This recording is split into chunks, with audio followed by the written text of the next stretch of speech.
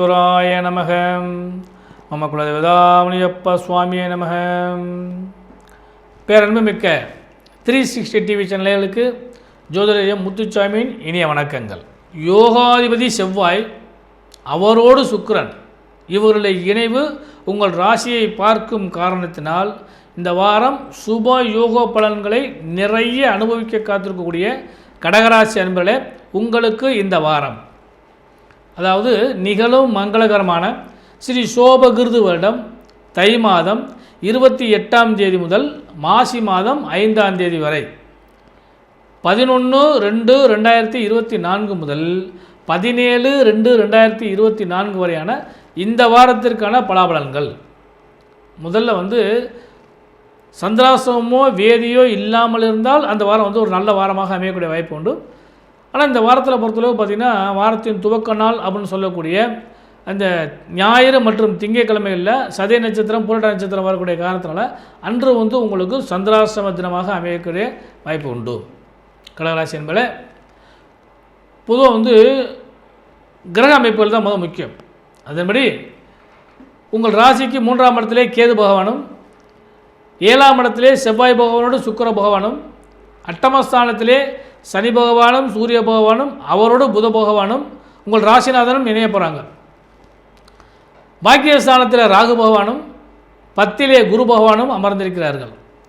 உங்கள் ராசிநாதனாகிய சந்திர பகவான் உங்கள் ராசிக்கு 8, 9, 10, 11 ஆகிய இடங்களில் இந்த வாரம் முழுவதும் பயணிக்க காத்திருக்கின்றார். கடகராசி என்பது ஒவ்வொரு நாளும் நமக்கு பலன்கள் நன்றாக இருக்குமா அப்படின்னு சொல்லி பார்க்குறப்ப, இந்த வாரத்தின் துவக்க நாள் அதாவது ஞாயிற்றுக்கிழமை 11/2/2024 திதி வளர்புறையில் வரக்கூடிய துவிதியை திதியும் சதய நட்சத்திரமும் சித்தயோகமும் கூடிய சுப முகூர்த்த நன்னாளாக ஞாயிற்றுக்கிழமைக்கு வருகிறது. இந்த தை மாதத்தில் கடைசி முகூர்த்தம் அதுதான். அடுத்து திங்கட்கிழமை அன்னைக்கு, அதாவது 12/2/2024 திங்கட்கிழமை அன்னைக்கு வளர்புறையில் வரக்கூடிய திருதியை திதியும் அன்று மாலை 6 மணி வரை பூரட்டாய நட்சத்திரம் 8 மணி வரை பூரட்டாய நட்சத்திரமும் அன்று முழுவதும் மரண யோகம் இருக்கிறது. அடுத்து செவ்வாய்க்கிழமை, அதாவது 13/2/2024 செவ்வாய்க்கிழமை தமிழ் மாதத்தின் மாத பரப்புன்னு சொல்லக்கூடிய மாசி மாதம் பிறக்கிறது 1ஆம் தேதி. அன்று திதியை பொறுத்தளவுக்கு சதுர்த்தி திதி, நட்சத்திரம் மாலை 6 மணி வரை உத்திரட்டாய நட்சத்திரம், அன்று அமிர்த யோகம் கூடிய நாள் சதுர்த்தி திதி. அடுத்து புதன்கிழமை, அதாவது 14/2/2024 புதன்கிழமை, அதாவது இரவு 7 மணிக்கு மேல் பஞ்சமி திதியும், அதுவரை சதுர்த்தி 7 மணிக்கு மேலே பஞ்சமி திதியும், மாலை 5 மணி வரை ரேவதி நட்சத்திரமும் அன்றைக்கு முழுக்க பார்த்திங்கன்னா மரணம் கூடிய நாள். அடுத்தபடியாக பார்த்திங்கன்னா 15/2/2024 வியாழக்கிழமை அன்றைக்கி சுப முகூர்த்த நாள், ரொம்ப விசேஷமான நாள். அதாவது மதியம் மாலை 4:30 மணி வரை சஷ்டி திதி, அதன் பிறகு சப்தமி திதி. அன்றைய நட்சத்திரத்தை பொறுத்தளவுக்கு மதியம் 3:30 மணி வரை அஸ்வின் நட்சத்திரம், அதன் பின்பு பரணி நட்சத்திரம், அமிர்தயோகம் கூடிய சுபமுகூர்த்த நாளாக அன்றைய தினம் அமைப்பை காத்திருக்கிறது. அடுத்து வெள்ளிக்கிழமை ஒரு அருமையான நாள், முக்கியமான நாள். ஏன்னு கேட்டிங்கன்னா, அன்றைக்கி பார்த்திங்கன்னா மதியம் 3 மணிக்கு மேல் அஷ்டமி திதி வருகிறது. அதே மாதிரி மதியம் 2:30 மணிக்கு மேல் கார்த்திகை நட்சத்திரம் வருகிறது. சித்தயோகம் கூடிய ரத சப்தமியான நாள். அன்றைய தினம் அஷ்டமியும் வருகிறது, அன்றைய தினம் கார்த்திகை நட்சத்திரம் வருகிறது. வெள்ளிக்கிழமைக்கு யோகமான நாள். அடுத்தபடியாக இந்த வாரத்தின் கடைசி நாள் சனிக்கிழமை, அதாவது 17/2/2024 திதி வளர்வரையில் வரக்கூடிய அஷ்டமி திதி 2 மணி வரையும், அதன் பின்பு நவமி திதியும். அதே மாதிரி 2 மணி வரை மதியம் 2 மணி வரை கார்த்திகை நட்சத்திரம், அதன் பின்பு ரோஹிணி நட்சத்திரம் வருகிறது. அன்று அமிர்த யோகம் கூடிய நாள், அன்று பீஷ்டாஷ்டமி, பீஷ்மனுடைய அஷ்டமி பீஷ்டாஷ்டமி அன்றைய தினம் வருகிறது. கடகராசி என்பதே பொதுவாக இந்த வாரம் உங்களுக்கு பணப்புழக்கத்தை பொறுத்தளவுக்கு தனஸ்தானத்தை சூரிய பகவான் பார்க்கின்றார். அந்த சூரிய பகவானுடைய பார்வையினால் முதல்ல ஆரம்பத்தில் மோசமாக முதல் 2 நாட்கள் சந்திராசிரமம் வரக்கூடிய அந்த 2 நாட்கள் தவிர மற்ற நாட்கள் எல்லாம் உங்களுக்கு யோகம் பெறக்கூடிய நாளாக, பணப்பொருளாதாரத்தில் அதிக லாபம் பெறக்கூடிய நாளாக வருகிறது. பணப்பொருளாதாரம் உங்களுக்கு சிறந்த முறையில் கிடைக்கும். அதாவது சர்க்குலேஷன் மணி நிறையா வரக்கூடிய வாய்ப்பு உண்டு. வராக்கடன்கள் கிடைக்கும். அதே மாதிரி வட்டி கட்டுறது, இஎம்ஐ கட்டுறது, இதெல்லாம் இந்த வாரத்தில் உங்களுக்கு திருப்திகரமான நிலையை அடையக்கூடிய அளவுக்கு வாய்ப்புகள் உண்டு. தனஸ்தானமும் வாக்குஸ்தானமும் குடும்பஸ்தானமும் இந்த வாரம் உங்களுக்கு திருப்திகரமாக இருக்கும். ஒன்று. ரெண்டாவது இந்த வாரத்தில் தொழில் வியாபாரத்தை பொறுத்தளவு பார்த்திங்கன்னா சிறந்த வாரம்.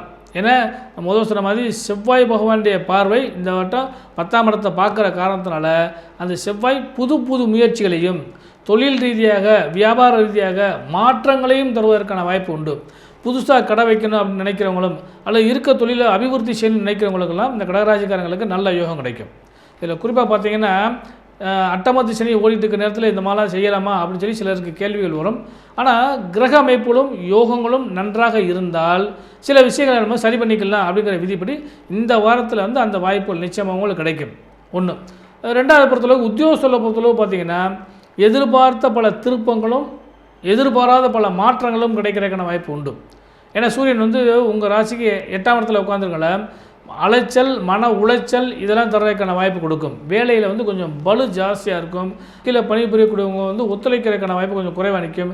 அல்லது லீவ் போட்டு வெளியே போயிடுவாங்க, அல்லது வேலை பார்க்குறதுல கொஞ்சம் சுணக்கத்தை ஏற்படுத்துவாங்க. அந்த பலு பூரா உங்கள் தலையில் விழுகிறப்ப வேலை பணிச்சுமை உங்களுக்கு கொஞ்சம் ஜாஸ்தியாகிறதுக்கான வாய்ப்பு உண்டு உத்தியோகஸ்தர்களுக்கு. அடுத்து உடல் சம்மந்தப்பட்ட விஷயங்களை பொறுத்தளவு பார்த்திங்கன்னா கொஞ்சம் கவனமாக இருந்துங்க. ஏன்னா 6ஆம் இடத்தை குரு பகவான் 6ஆம் இடத்தை பார்க்கறனால உடலும் மனதும் சற்று சோர்வடையக்கூடிய வாய்ப்பு உண்டு. அதுலேயும் குறிப்பாக அந்த ஞாயிறு திங்கள் சந்திராசிரம காலகட்டங்கள்லாம் கொஞ்சம் டென்ஷன் படபடப்பு அதிகமாக தான் இருக்கும்.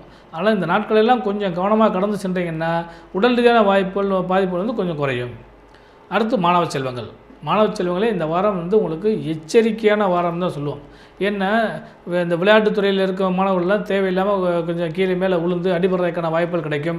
அப்படி இல்லைன்னா படிக்கிற மாணவர்களுக்கே பார்த்திங்கன்னா இந்த நேரத்தில் என்ன படித்தாலும் அந்த படிப்பானது வந்து மறந்து போகிறதுக்கான வாய்ப்பு கிடைக்கும். அது குறிப்பாக வந்து இந்த வேறு துறைகளில் இருக்கிற மாணவர்கள்னு சொல்லுவோம் இல்லையா, எக்ஸ்ட்ரா கரிக்குலம், அந்த ஊர்களுக்கெல்லாம் இந்த வாரம் வந்து கொஞ்சம் சிரமத்தை ஏற்படுத்தக்கூடிய வாய்ப்பு உண்டு. அதே மாதிரி ஆசிரியர் மாணவருடைய உறவு இந்த வாரம் கொஞ்சம் பாதிக்கப்படக்கூடிய அளவுக்கு தான் இருக்குது. சக மாணவர்களுடைய சேர்க்கையும் இந்த வாரம் கொஞ்சம் மத்தியமாக தான் இருக்குது. அதனால் மாணவர்களுக்கு இந்த வாரம் கொஞ்சம் சுமாரான வாரம் கொஞ்சம் கவனமாக பயன்படுத்திங்க. அடுத்து வந்து சுப முகூர்த்தம். கடகராசி என்பதே சுபமுகூர்த்தத்தை எதிர்பார்த்திருக்கக்கூடிய அனைத்து கடகராசி என்பவர்களுக்கும் இந்த வாரம் அருமையான வாரம். ஏன்னா இந்த வாரத்தில் 2 நாள் சுபமுகூர்த்த நாள் உங்களுக்கு யோகத்தை கொடுக்குறது. அந்த சுபமுகூர்த்த நாட்களில் நீங்கள் சுபமுகூர்த்தத்தை பற்றி பேசலாம், அதுக்கான உறுதியான முடிவுகளை எடுக்கிறதுக்கான வாரமாக இந்த வாரம் அமையக்கூடிய வாய்ப்பு உண்டு.